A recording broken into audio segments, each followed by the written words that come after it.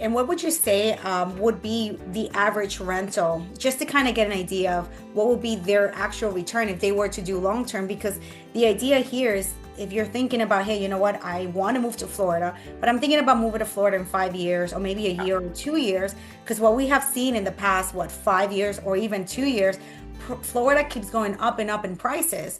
So if you are thinking about moving in 5 years, maybe buying a property, renting it out long term for a year or two, not have to deal with the headache of Yeah. Airbnb if you don't want to, that at least you're getting some equity and getting some rental in between as well. So what would be the average rent you will say for those locations roughly? I tell people like in those areas you don't want to rent. Those areas are so they're just money making machines if you have home properties there. It's a waste of money, honestly, to rent out there.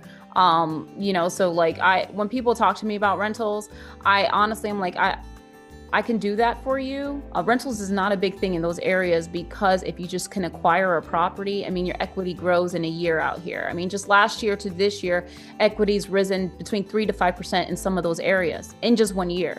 So, if you're going to rent, to me, that doesn't make a very smart financial decision. It's not a very smart financial decision.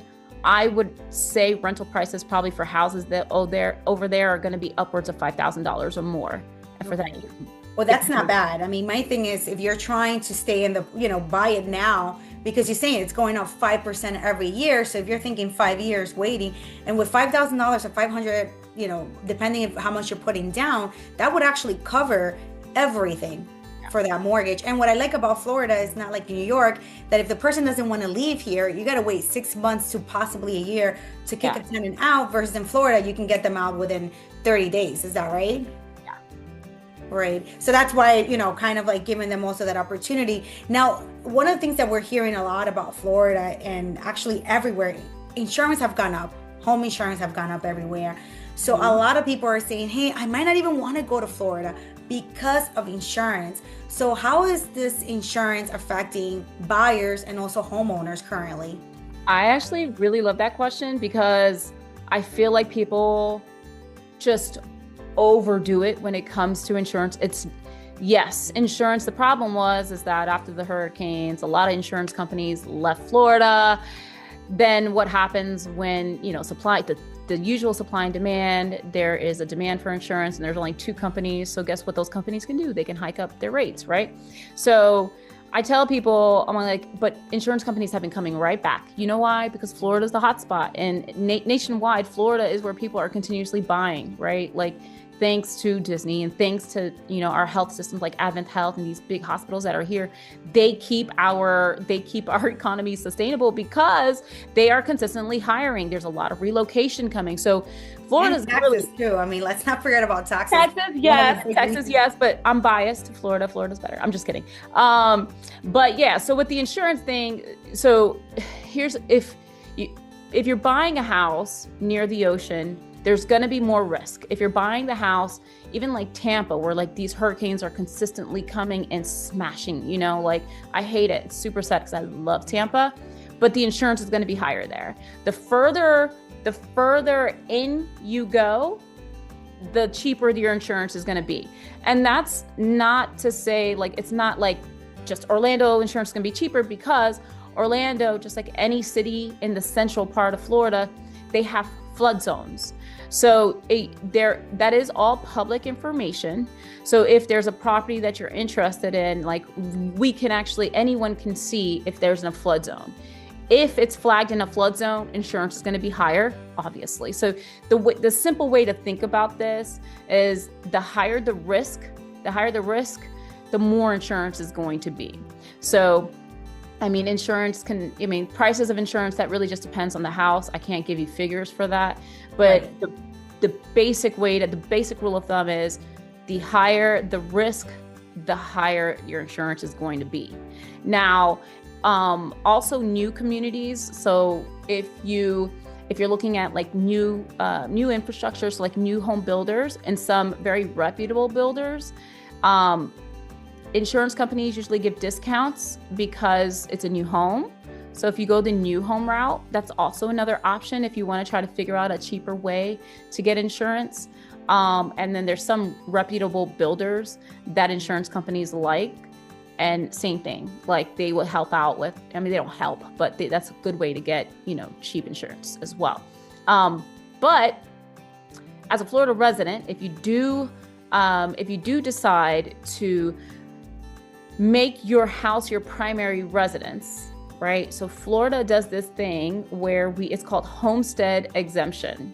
And so what homestead exemption is that you technically can write off up to $50,000 of it's called taxable. So wow, Jennifer, you gave so much information about insurance. I mean, information that is valuable that I even going to take into account. So now explain to me a little bit, is there anything else that you didn't mention about insurance that might be a benefit for someone that's actually buying for the first time here in Florida?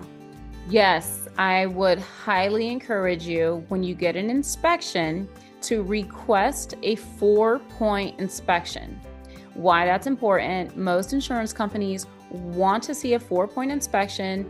4-point inspections cover the roof, which is called a wind mitigation report, which is going to essentially tell the insurance company how strong the roof is if there was a hurricane. It's also going to focus on plumbing, electrical, and HVAC, so the AC. And it's just a very small report, but if you turn that into your insurance company, they look through to see which features of this house is going to be able to qualify for discounts. So don't forget to get a 4-point inspection when you're buying your house in Florida. Wow, and that's why it's so important for you to hire a right agent that can actually guide you, because I'm sure not a lot of people know about it. I mean, I didn't even know that was an opportunity for someone there in Florida. How much of a change it will be here in New York too if you can take your home inspection to your home insurance company and actually get a discount. This is great info, Jen. Thank you so much. And what we're talking about New York, one thing about New York and why people are leaving New York is because of the taxes. In addition to all this politics about the mayor changing things here, but more importantly, they're talking about taxes. Taxes here in New York are insane, as well as property tax. So what are some tax benefits do out-of-state buyers have or they get when they actually move to Florida and make Florida their primary residence? That's a really good question. So there are, one of my favorite things that Florida does is you have what's called the homestead exemption when you make your property your primary residence. So I have to make that clear, because if you're buying properties out here as an investment, this will not work for you. You need to move to Florida, it sounds like. You need to move to Florida and make it your primary residence. So property taxes in Florida, it's pretty much based on the county that you move in. So Orange County. So Orange County assesses this house and they say, the amount of taxes that a homeowner needs to pay on that house is, to give you a ballpark, it's usually, I mean, if you go bigger, essentially the bigger the house, the more taxes you're paying. But in an average house, you're looking anywhere between $2,000 to like $5,000 in taxes per year. That's like an average 3-bedroom, 2-bedroom house. Again, it does go up the bigger the house. But anyways, so the county looks at each house and they determine what's the taxes on the house. So what homestead exemption does, it's going to allow you to take off up to $50,000 of the taxable value and write that off of your primary residence. So essentially what it does is it decreases your taxes on the house, which then decreases your mortgage payment. So that's a really cool gift that they give us. Now, our governor is petitioning this year. He's putting on the ballot that we're going to remove, like to see what people vote, to see if people want to remove taxes altogether, because essentially we bought the house, right? So what he's saying is that we are essentially paying rent to the county, and that should be removed if we bought the house. So I'm excited to see how that goes. Some people are a little in opposition about that, but I'm really excited to see how that goes, because that will help a lot of our older people or people buying cash who still have to pay taxes, right? You still have to pay taxes if you're buying a house cash. Wow. So we'll see what happens here. Wow, that's going to be crazy. I mean, that's going to make people even want to move even more to Florida. I mean, here in New York, I mean, even the difference about homes that you value taxes based on how big the homes are. Unfortunately, here in New York, you could be in the smallest little house, but you are, let's say, in a story or in a big area, it doesn't matter. They're still going to charge you taxes based on the homes in the area, which is kind of a bummer. So that's another benefit, I guess, of being in Florida with taxes. And now if they remove taxes all completely, wow, that's going to be insane.